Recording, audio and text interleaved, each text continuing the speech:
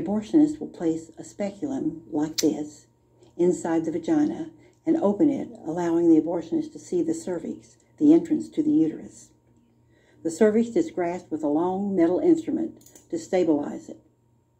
A series of metal rods called dilators, like these, which increase in thickness, are inserted into the cervix to dilate it, gaining access to the inside of the uterus where the fetus resides.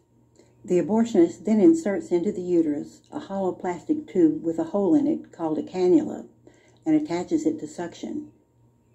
If the embryo is small enough, the cannula can be attached to a syringe, and manual suction alone will remove the embryo and placenta from the uterus. Otherwise, the cannula will be attached to a suction machine. The suction machine is turned on and the abortionist slowly rotates the cannula inside the uterus.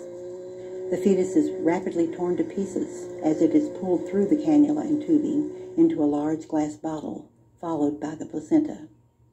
Sometimes smaller embryos are pulled through intact. Occasionally, the abortionist must remove the cannula and pull out body parts that have clogged the opening to complete the abortion. Once the abortionist thinks everything has been removed, she will sometimes use a long metal curette to scrape the lining of the uterus to make sure no parts are left behind. An incomplete abortion can cause infection or bleeding. Once the uterus is empty and the bleeding is under control and all the instruments are removed, the abortion is considered complete. But before the patient leaves, the tissue must be examined to make sure the placenta and all the body parts are accounted for. 2 arms, 2 legs, a spine, a skull,